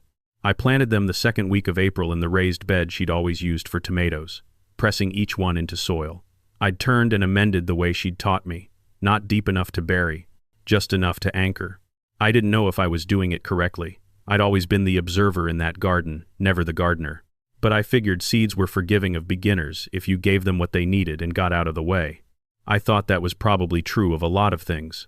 The Coleman Family Charitable Foundation held its first formal board meeting on the second Saturday of April in the consultation room at Harris Memorial Services, which Carol had offered as our permanent meeting space until we established offices of our own. The room held the 6 of us comfortably, myself as chairman and lifetime trustee. Carol Harris, who had become indispensable in the past 2 months in ways I hadn't anticipated, her institutional knowledge of families in crisis proving invaluable for identifying grant candidates. Robert Mitchell, whose legal mind kept the foundation's governance exactly as airtight as the documents he'd built it from, and our 3 independent directors from Austin Cancer Support Services, Dr. Patricia Wong, Michael Rivera, and Sarah Chen, each of whom brought expertise I couldn't have manufactured if I'd tried. We had approved 3 grant distributions that morning. The Martinez family facing eviction while the father underwent pancreatic cancer treatment. 6 months of rent and co-payments, enough to remove the financial terror from the medical terror so that a man fighting for his life could focus on fighting for his life. The Johnson family, a single mother with breast cancer, $15,000 toward medical debt and childcare during her treatment weeks. The Williams family, a teenager with leukemia whose parents had exhausted their savings and were facing an impossible decision about experimental treatment, $120,000, out the door by end of day. I'd expected to feel the weight of the number. Instead, I felt the opposite, lightened, as though the money had been pressing on me while it sat in accounts, and releasing it into the world was a form of breathing. The thank you cards started arriving within the week. Mrs. Martinez wrote 3 pages in careful English that was clearly not her first language, describing what the grant had meant to her family. Her husband was responding to treatment. Her children were sleeping through the night for the first time in months. She wrote, "You saved us when we had nothing left. We will never forget. God bless the woman whose memory made this possible." I read it at my desk with my coffee going cold beside me. Then I read it again. Then I put it in the center drawer of my desk where I could find it easily, and I thought about Marlene, who had never asked for anything, and had spent her entire life making things easier for other people, and I understood that this was the most honest monument I could have built for her. Not marble or granite, not a scholarship in her name at some institution. This, 3 families breathing more easily on a Tuesday morning in Austin, Texas, because she had existed and because I had loved her. Robert appeared in my office doorway on a Wednesday afternoon in the 3rd week of April, looking mildly amused in the way he did when something had surprised him. "The Austin American Statesman called," he said, "a reporter. Feature on local philanthropists. Apparently the foundation's grant activity has gotten some attention in the cancer support community. I don't need press coverage." "No," he agreed, "but the foundation does. Visibility means donations. Donations mean more families helped." He sat down across from me. "Think of it as operational strategy, not personal publicity." The interview happened the following Thursday, in my living room, with a young reporter named Clara Voss, who had the particular quality of someone who listens better than she talks. She asked good questions. About Marlene, about the foundation's mission, about the families we'd already helped. She asked, carefully and without aggression, about the fact that my son hadn't attended the funeral. "Your son," she said, her pen poised. "He's not involved in the foundation?" "No," I said. "My son made certain choices during a very difficult period. The foundation represents a different set of values." I paused. "I'll leave it at that." She nodded, made a note, moved on, professional and respectful. The article ran on a Sunday, front page of the local section. A photograph of me in the garden, which hadn't been planned but which Clara had asked permission for when she arrived early and found me transplanting tomato seedlings into the beds. The headline read, "Austin Man Turns Grief into Purpose. Foundation Honors Wife's Memory." The article was careful and accurate. It mentioned the foundation's mission, the families helped, my professional background, and Marlene's battle with cancer. It mentioned, in a single restrained sentence, that the funeral had been attended by a small group of friends rather than family. It did not name Jason. It did not need to. Austin is a city of 3 million people that operates, in its social layers, like a small town. Everyone knew. The response was immediate and overwhelming in a way I hadn't anticipated and wouldn't have asked for. Donations arrived within hours of the article going online. $20 from a woman who'd lost her mother to breast cancer. $50 from a man who'd been through leukemia treatment himself and remembered the financial devastation. $100 from someone who left their name only as a neighbor who admires what you're doing. Within 2 weeks, $43,000 in unsolicited donations had arrived. The foundation's capacity doubled. 6 more families would be helped because a reporter had found me in my garden on a Thursday morning. Robert called when the donations crossed the 40,000 mark. "Homer," he said, "I've been practicing estate law for 25 years. I have never seen anything like this. People are generous," I said, "when they see something real."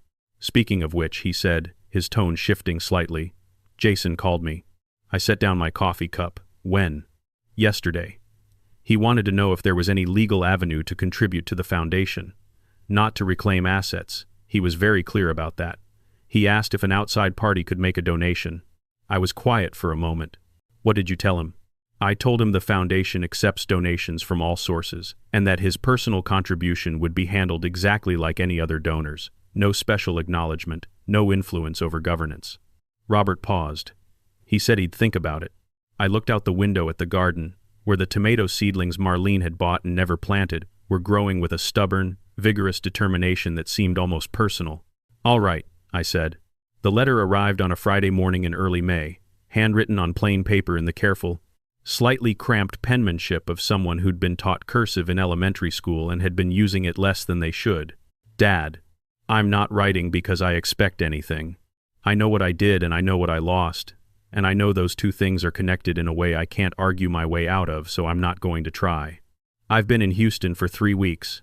The insurance job is exactly as unglamorous as it sounds. I drive a used Honda that makes a noise I'm choosing to ignore. I'm renting a room from a retired teacher named Frank who has 3 cats and very strong opinions about the designated hitter rule. It's the smallest space I've lived in since college. I called Reeves. The Meridian investigation is ongoing, but I'm cooperating fully, and they've indicated that my voluntary disclosure and cooperation will be considered in any final determination. The client, her name is Eleanor Marsh, agreed to a call with me last week. I spent most of it apologizing, and the rest of it listening. She was angrier than I expected, and kinder than I deserved. She told me that what I'd done had frightened her more than the money itself, because she'd trusted me completely, and that kind of trust, at 71, is not easily rebuilt. I've been thinking about trust a lot. I've been thinking about Mom, specifically about the way she trusted people. Not blindly, she was smarter than that. But she extended it as a default and let evidence change it rather than withholding it until people proved themselves. I always thought that was naive. I understand now that it was something else entirely. It was generous. She was generous in a way I don't think I've ever been, and I don't know if I know how to learn it, but I'm trying to figure out where you start. The foundation is in the news here, too. Someone shared the Statesman article in a Houston cancer support group I found online. I read it 3 times. The photograph of you in the garden, Mom's garden. I know you planted her seeds. I called Margaret, and she told me. She said the tomatoes are coming up. I'm glad. I'm not asking for forgiveness. I'm not asking for anything. I just wanted you to know that I understand now, fully, without reservation, what I threw away. Not the money. The money was never the point, even when I was acting like it was. I threw away you. I threw away her last months. I threw away the chance to be someone she'd have been proud of in the end. I'm trying to become that person anyway. Too late for her to see it. Maybe too late for you. But I'm trying. I'm sorry, Dad. For all of it. Jason. P.S. I made a donation to the foundation. It's not much. $200. It's what I had. I figured it was better used there than anywhere else I could think of. I read the letter twice at my kitchen table with the morning light coming through the window, and the smell of coffee in the air and the sound of birds in the garden. Then I set it down and sat with it for a long time. $200. In the context of $312,000 of wedding debt, and a compliance investigation, and a professional reputation in ruins, $200 was a gesture that cost him something real. That was the difference between a strategic apology and an honest one. Strategic apologies are always proportionate to what the person hopes to get back. Honest ones give what they can, regardless. I picked up my pen. I wrote, Jason, the tomatoes are coming up, Cherokee Purple and Sun Gold Cherry both. The mortgage lifter is taking its time, but I think it'll get there. Thank you for the donation. It will help a family that needs it. I'm not ready to talk about the rest of it yet. I don't know if I will be. But I read your letter, and I want you to know that I read it carefully, and I believe you mean what you wrote. That matters, even if I can't tell you yet what it means. Your father. I sealed the envelope and set it on the corner of my desk to mail. Then I went to the garden. On the last Friday of May, I drove to the cemetery alone in the early morning, before the day's heat settled in, and while the light was still the particular tender quality of early Texas summer. I brought white roses because they were Marlene's favorite, and coffee in a thermos because 42 years of mornings had conditioned me to associate the smell of it with her. I sat in the grass beside her headstone for a long time. The memory box sat where I'd placed it on the day of the funeral, the cherrywood having weathered the weeks gracefully, the engraving still clear and sharp. Family is not blood. Family is choice. I told her about the foundation, about the Martinez family and the Williams teenager and the $43,000 in donations from strangers who'd seen something real in a newspaper photograph. I told her about Carol, who had become something I hadn't expected, a friend, a genuine one, the kind you find in the middle of hard things and keep for the rest of your life. About Robert, whose dry humor had gotten me through more than one difficult week.